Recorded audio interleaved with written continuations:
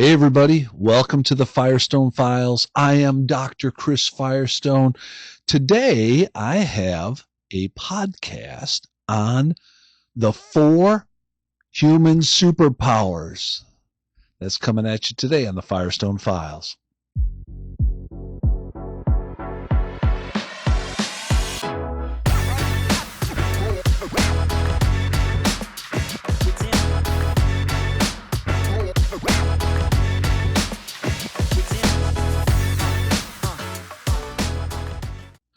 All right, everybody. Well, welcome back to the files. Very rarely do I get an opportunity to talk about kind of three different things all at once.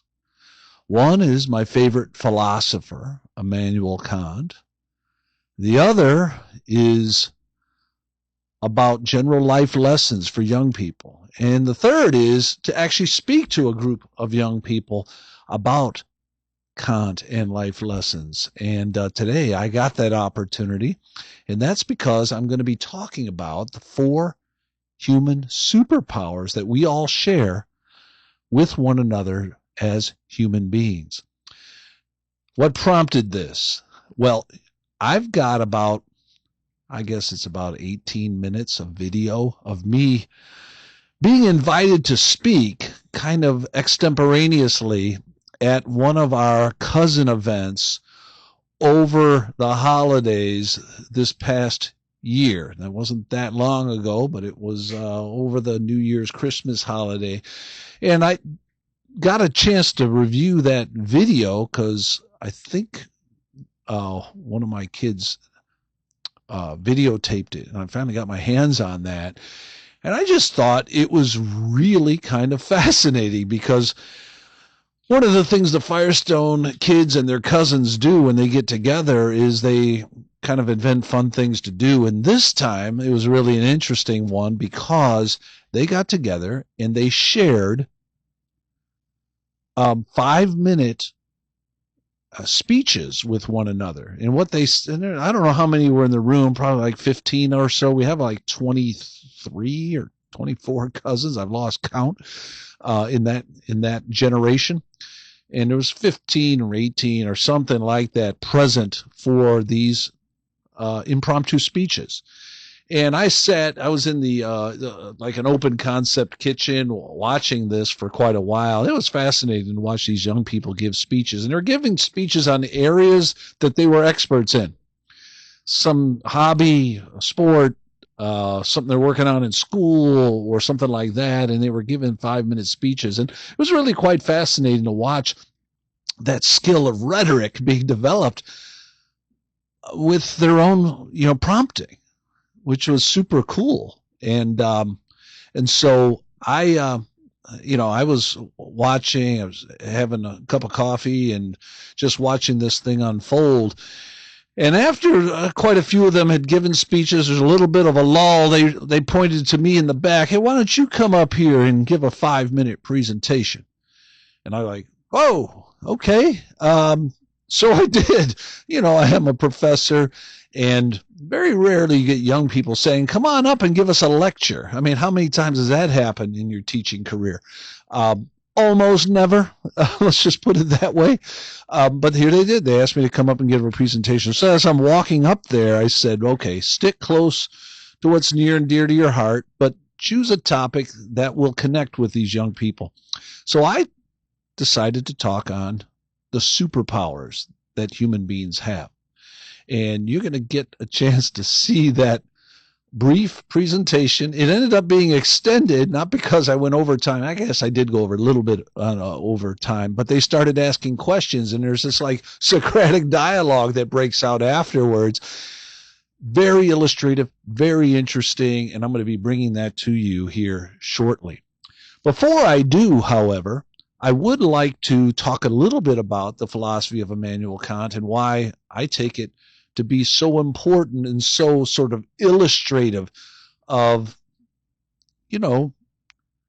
philosophy, life, the interface of those things, and why I take Kant's philosophy to be so important. Now, I'm going to be doing a deep dive on the philosophy of Immanuel Kant. And for that deep dive, you might want access to his books so that you can page through them and read some of them for yourself. And we're going to do a little more sophisticated deep dive. That's not what this is. I'm going to give you just a brief overview of Kant and his importance as a prelude to this little impromptu speech that I gave for young people. It ties together a number of things we've been talking about. That is, take young people on journeys. Here we are taking an intellectual journey together. So that's one of the themes. Life lessons about living extraordinary lives and why philosophy matters to everyday life. All of those things converge in this opportunity I have to speak before these young people. Now, one thing to note as we look forward to that is it's a sloppy event. The video isn't high quality. The sound is okay, I think. I think I can hear it just fine, and so hopefully you'll be able to hear it just fine. But everyone is kind of being themselves, and it's a little bit like Plato's Apology, where Socrates is, on trial, and he's being interrupted, and he's having to give side arguments and so forth. So a little bit of that is going on. Hopefully you're going to find all of that quite intriguing, because it also has a kind of dinner table feel where all these young people are sitting around and we're talking about the deep things of life together. And then we make some applications to their lives. And it really is quite fascinating. So I'm super thrilled to be able to show you that as kind of philosophy in action. Okay, so what was going through my head? Well, first of all, I'm a student of the philosophy of Immanuel Kant. I'm a scholar. I'm a publisher. Some might even call me an expert in the field of Immanuel Kant. This is a philosopher, those of you who don't know him, lived in what's called the Enlightenment period, and he lived from 1724 to 1804. He lived 80 years, and during that time, he was sort of what's sometimes called the watershed of modern thought. Those of you who have been following me know that we talk a lot about the Greeks in the early church and people like Thomas Aquinas and others. By the time we get to René Descartes, and we did a Descartes special over the last holiday, philosophy takes an epistemic turn. It turns towards the question, what can I know? And for Descartes, it was, what can I be certain of? It's kind of a subset of this question, what can I know? And so we have this massive epistemic turn in philosophy. And in the West, that broke into two categories, and are kind of parallel to the realism and idealism of Aristotle and Plato. They're empiricism and rationalism. Descartes was a rationalist because he believes some of the things that we know are rooted in the mind. And people like Thomas Hobbes or David Hume, John Locke, these types, they're empiricists because they believe all knowledge begins and really ends with the senses, although there is this phenomenon of reason, but its truths, everything it knows, is rooted in experience of the world through the five senses. And so you have this differentiation throughout the modern period of the empiricists and the rationalists. And Kant is going to be oftentimes described as the watershed of these. He brings the two together in his critical philosophy. That is, he sees the truths of both positions, and he develops a higher order position, and that's sometimes called transcendental philosophy. And it's based upon Kant's insight, or his turn to reason. What are the contributions that human beings, and reason buried within the essence of a human being, what are the contributions of reason that make experience possible in the first place? And that's a massively interesting and revolutionary turn in philosophy. And for the last couple hundred years, philosophers have been trying to deal with this Copernican revolution in Kant's philosophy, this transcendental turn toward reason and its contributions. But it's in those very contributions that reason makes to our experiences that we find these, what you might call four perspectives, or what I termed in my talk with these young people, these four superpowers of the human being rooted in reason. And they directly correspond with the four major texts in Kant's critical period. You see, Kant was born in 1724, but it wasn't until 1781, notice that he's 57 years old, when he starts his major philosophical contribution of his lifetime called The Critical Philosophy. It was a book that he wrote called The Critique of Pure Reason. And in that book, he argues that the human mind is constituted by space, time, and the 12 categories. That space and time in particular are not out there, but they're aspects of the human mind that make an out there possible. And if that doesn't blow your mind, well, nothing will, because it blew the minds of philosophers in the West, for sure, when they finally realized what Kant had done. He called these, and there's a technical philosophical jargon for this called the synthetic a priori. It basically means it's knowledge within the human mind that is actively constructing our experiences. And by the way, the Critique of Pure Reason gives us the first superpower that all human beings have, and that is the ability to perceive the world at all. That was a revolution at the time and a watershed moment, and it creates a bifurcation of reality between things as they appear to us and things as they really are, or what you might say, things as they appear to God. We see them because we have the mediation of the five senses and the human mind organizing the sense datum of the five senses. That's what we call nature. That's the way the world appears to us. But we don't see the world unmediated by the five senses and the human mind. Only God sees the world that way. And so when David talks about God knowing every hair in his head and having knowledge of his heart and, search my soul and know the innermost me, there's only one person who can do that. That's God alone, because he sees things, including us, as we really are. That is a basic human superpower. Now, it just so happens that some variation of this superpower is held by other creatures as well. They see the world, they process it, they have a picture of nature. We don't know what that looks like for them, like a dog or a dolphin or a monkey or a bird or anything like that. We don't know how the world looks to them and how they process it. But we know what it looks like to us. And we can communicate that and share our experiences. And that's really what being a human being begins as. An experience of the world, the experience of nature. Our eyes go on in the great mystery of life. And that first superhuman power is the ability to experience the world through the five senses organized by space, time, and the 12 categories in the human mind. Now, that's only one superpower. There are a couple of others. And as you go through Kant's writings, you'll see he wrote a second critique. That's what it's sometimes called colloquially. But it's called, the actual title is The Critique of Practical Reason. And he says at the beginning of that book that we have to make a transition to another perspective. There's another perceptive power that human beings have, and that's the ability to tell the difference between right and wrong and act accordingly. We can actually do good things. And this is a special human superpower because no other creature appears to have it. And I know, turtles and dolphins and things can save human beings. Maybe a dog can save a human being. And maybe there are some random acts of quote-unquote kindness that we can interpret out of the animal world, but they don't really have a superpower in this sense. If anything, it's an anomaly. It's like, whoa, that dolphin saved that person and dragged him ashore or whatever it is.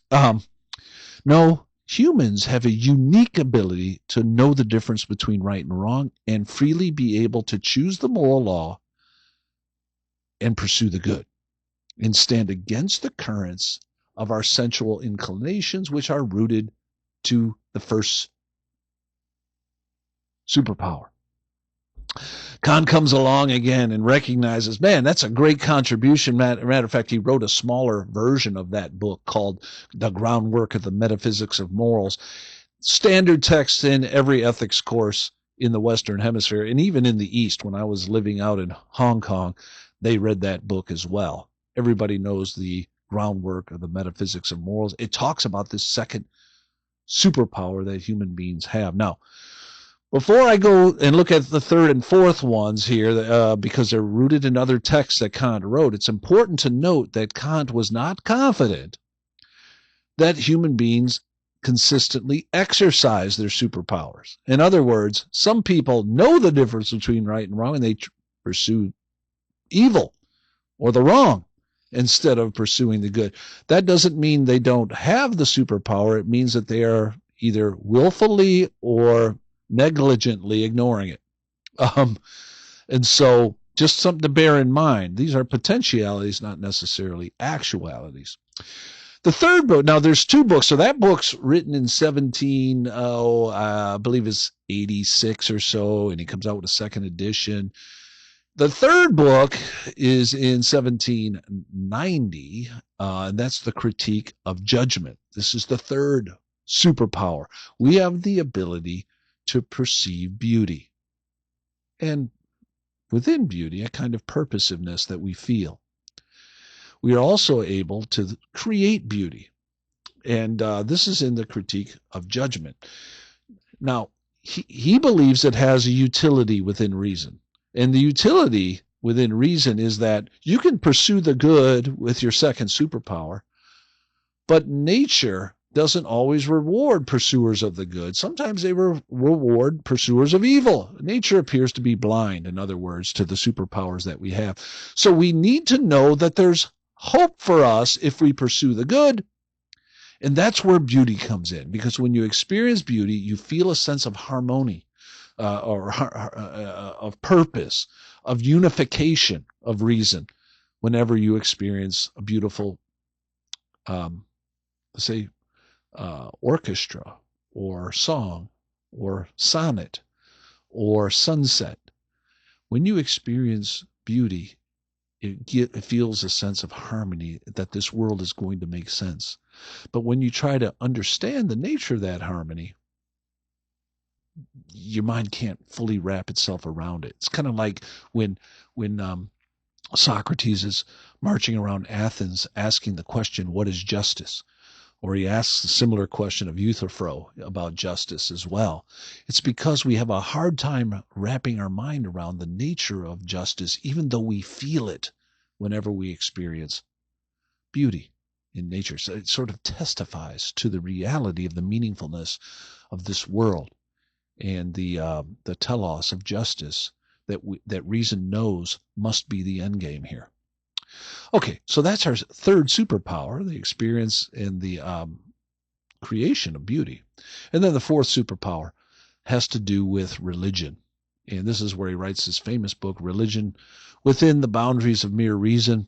Done a lot of research on that book. I think I could do a whole, series of podcasts just on that book. Maybe I will do that one. I know I've got the one on Kant coming along, but it could use an added measure for the fourth superpower that human beings have, and that's the ability to experience God.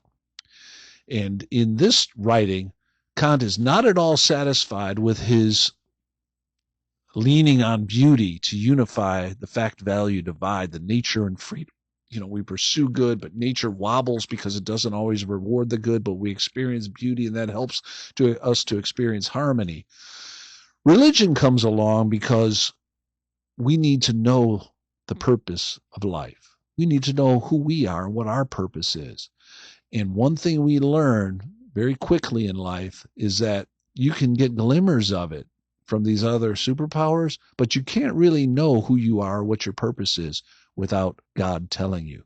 And an experience of God, an interaction with God, a relationship with God, is the way in which you come to know who you are and what your purpose is in the world. And that's the fourth superpower that human beings have. And so when I got my opportunity to speak to these young people about something near and dear to my heart, I wanted to quicken in them the realization that they're special. If they were on another planet with other creatures that had different powers, their superpowers would stand out because they're unique. They're part of what it means to be a human being, and that's special. And so I took my one opportunity. They gave me the floor for 5 minutes. I ended up taking, I believe, something like 15 to 18 minutes, something in that range. And that's what I really want to show you next, is how this plays out with young people and why it matters how philosophy, faith, and reason integrate with one another. It's without further ado that we now turn to that recording. Again, my apologies for its subpar standard, but you know what? It's real life, and I think it teaches us something about the importance of asking the big questions, being ready to give an answer, fielding questions from young people, and taking them on an intellectual journey with you while you still have time and while the opportunity presents itself. I hope you enjoy this little discursus on the 4 human superpowers. Let me try to explain this to you.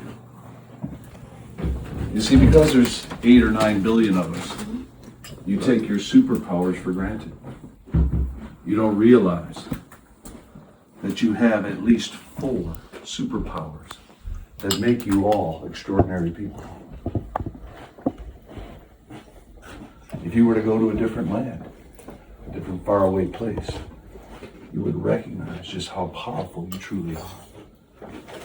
But because you're among 8 or 9 billion other people with similar superpowers, you don't realize the immensity of the gifts that you've been given. Let me try to explain. One of the things I'm going to suggest to you in the brief time that I have is that not all your superpowers are operative. They're potential, not actual. You're living as mere potentiality. But once you achieve actuality with these superpowers, you're ready to change the world. There are 4. As I said, they're not all operative. But I'll allow you to self-assess to see which ones of these are activated within you. Imagine yourself in a dark room. You can't see a thing. If this room went pitch black suddenly, you would probably begin by mapping your environment. Find this chair. It's a solid place. I know where I'm at. And from this chair, I would be able to orient myself to the entire room, even though I can't see a thing. Because I always know where that chair is. The cornerstone of your superpowers are not unlike this chair. They're your ability to perceive the world at all. How many different senses do you have?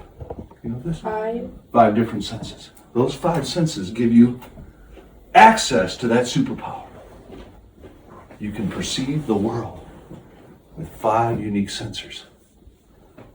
Anybody know what they are?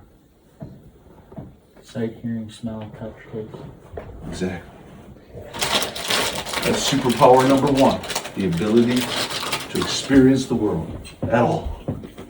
Superpower number 2, you are capable of doing good things. No other creature that we know of is capable of doing so many good things. You see, most creatures just kind of go along by instinct, using their 5 senses. But see, you're able to stand against the current of your instincts and not just do what the river of life is dictating you to do, but to stand against it and do good things. What an amazing superpower that is. Every one of you has freedom and the ability to pursue goodness according to the moral law buried within you. Not activated in everybody, but those who have it have an immense power. Sleeper agent. Once you've activated that superpower, you now realize the world is not just. Because as you pursue the good, everything else is warning against you. Nature is warning against you. It doesn't recognize the fact that you're pursuing the good. And sometimes it puts you down because you're pursuing the good. And that's why the experience of beauty in music and in art unifies the sense of justice in this world whenever you experience it. It makes you believe it's worth pursuing the good.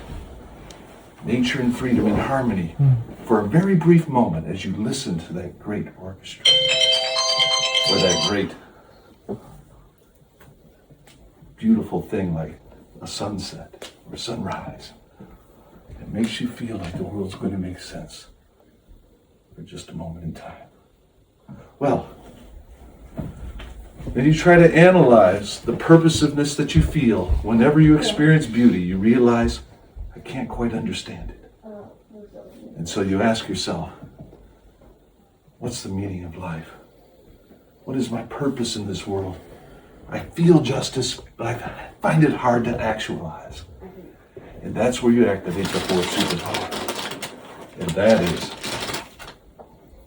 the ability to experience God.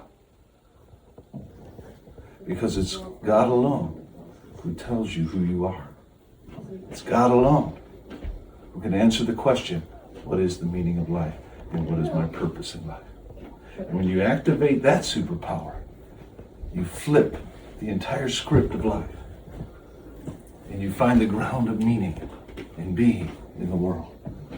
And no other creature that we know of has access to this fourth superpower. So let me review them. Number one, the ability to experience the world at all. Number two, the ability to act good in the world and not just according to your instincts. Number three, the ability to experience beauty and even to create it. And number four, the ability to know and experience God. And there you find the meaning of life. Thank you very much. Any questions? Any questions? What did you prepare that for? Huh? What did you prepare that for? Just for you guys at this moment. That's opposite. Is that what he's doing? Studies? Writing Is drafts. this based in your Kant studies? It does have affinities with some of the So research on yes. philosophy of Kant. Yes. Okay. Yeah. Thank you for that question. Any other questions? Just out of curiosity. No, what was the question? There's a question. There's a question. Yes. This is a question that may bore some folks in the room. I'm curious for the brief enough so that it won't bore people too terribly. Yes. Connection to Kant. Oh, right. Well, Kant wrote 4 major texts, and they correspond Oh, very closely to the 4 Interesting. superpowers. Okay. Critique of pure reason, which he analyzes the very power of having an experience at all.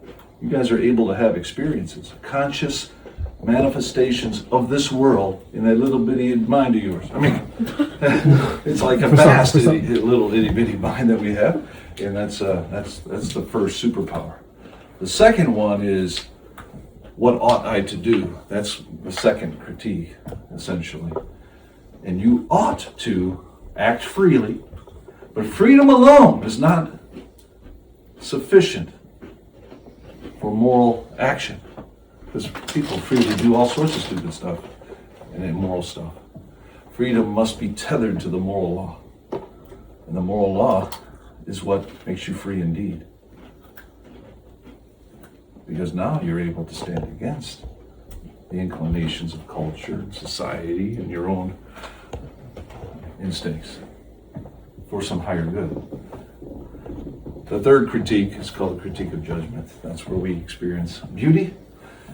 And beauty is a necessary experience, thinks Kant, because whenever you pursue the good, nature is blind to your pursuing. So you might mean well, but nature might not reward you for it. David talks about this in the Psalms all the time, you know. Why are my enemies prospering while I'm not?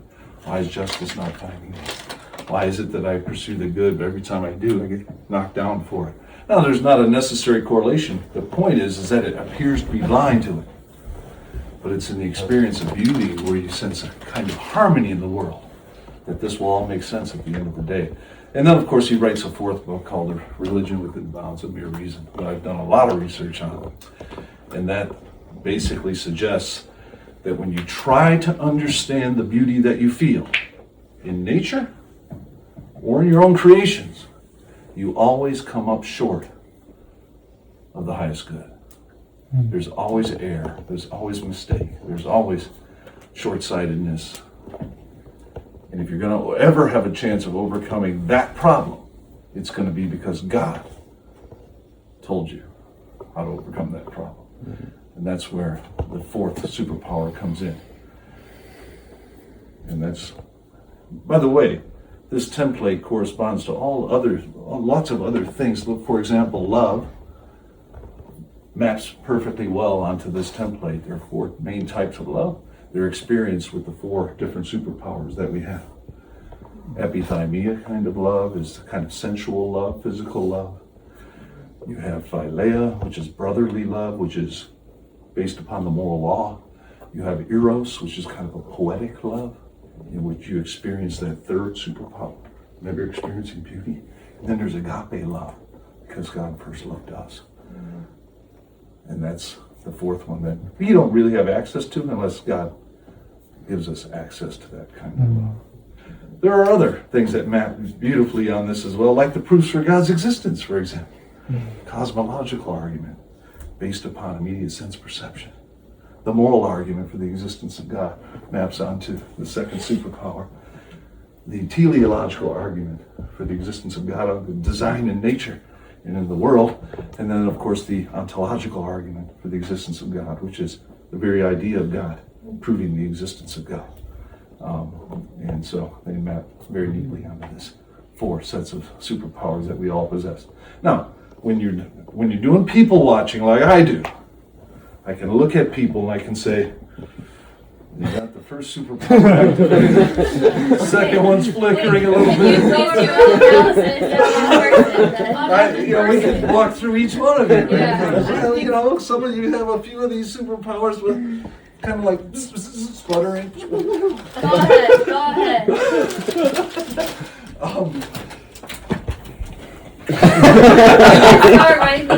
Let's just use the physical examples, because we have a lot of athletes in the room. You guys know that you have capabilities, but you also know you're short of your true potential. And that's a condition we all find ourselves in. Excuse me? That's a little rude. She's realized her true potential. That's, yeah. Okay, that's what he said. Not even close. And I think in the latest Firestone File we talked about a trained athlete always beats a natural athlete, which fits into this notion of growing into what you were made to be. And so what always excites me about young people is to realize all they need is a little push along the way, and they can actualize the potential that they have buried within them when they have these four superpowers fully activated. Yeah, and so I'm always interested with the artists in the room because that's an important indicator. The third superpower, not a lot of people have that activated. I think it's a key ingredient in living the good life and living the life that you were intended to live. And so that would be the artistic, the ability to appreciate beauty and even to create it. I think that that's a big one. Perhaps not as big as agape, but the agape is the most obscure to the uninitiated because it seems so counterintuitive. Why would I love the undeserving? Why would I do such a thing? I got a lot of life to live. Why would I waste my time? You see, that's what the world thinks. But those who've experienced God's love, because He first loved us, we are capable of stepping into their world and loving on them in a way that might, just might, spark them into realizing their potential as human beings. And that comes in a relationship with God. Yes? I was gonna clap.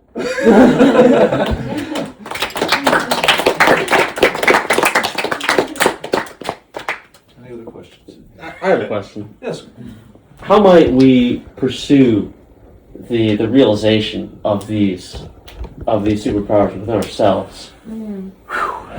Yes. Well, I do think that, as Aristotle puts it, habit matters, and it usually starts with childlike steps. The physical, this is one reason why I focused earlier on in your lives to use physical stuff as metaphor, because you realize your limitations very quickly. You have the Andrew bench. Of course. And those things then, as you overcome those, you realize they're just small stumbling blocks in the way of something much greater God has in store for me. But that metaphor works both in the good life as well, when you do acts of goodness, acts of service. One of the reasons I enjoy No Sub so much is they put into practice service on a regular basis, trying to do good things, making that a habit. I do think that all four fall into that similar category. Experiences of beauty, trying to be creative, and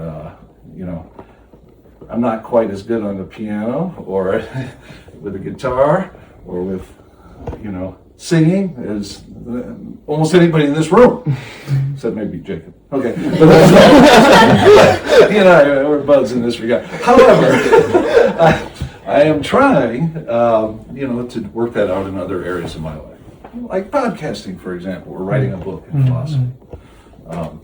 And so, yeah, I would say practice makes perfect in all these areas. Thanks for stopping by to spend some time with me here on the Firestone Files. I hope today's reflections offered you some new insights and perspective on life. If you enjoyed the episode or found it valuable, I'd appreciate it if you'd take a moment to like, subscribe, and share it with someone you care about. I'd also love to hear your thoughts. What resonated with you? What challenged you? Or what would you like to hear more about in future episodes? Drop a comment below or send in your suggestions to the email in the description. Your input helps shape where we go next. This has been Dr. Chris Firestone. Until next time, keep asking the big questions. And remember, the kingdom journey is always best with your friends. Further up and further in. Bye for now.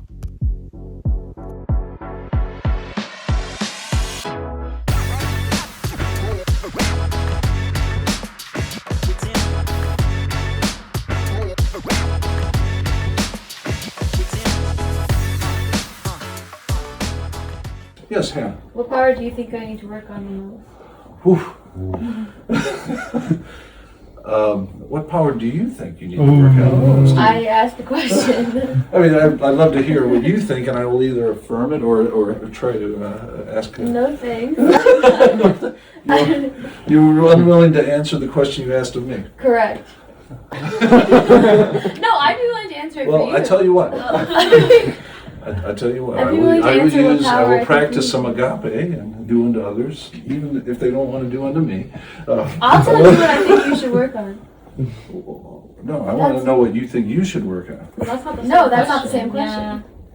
What is the same? Doing unto, I'm asking you to tell me what I could work on. And so I'm willing to do the same unto you if you'd like me to. Well, I saw flickers of your aesthetic prowess in your youth. It has morphed away from creation to appreciation as you've gotten older. I just don't know enough about your daily activities to know whether or not it is still being creatively active. How's that? That's very tactful. That's Good me. answer. Good answer. Good answer. Family Feud.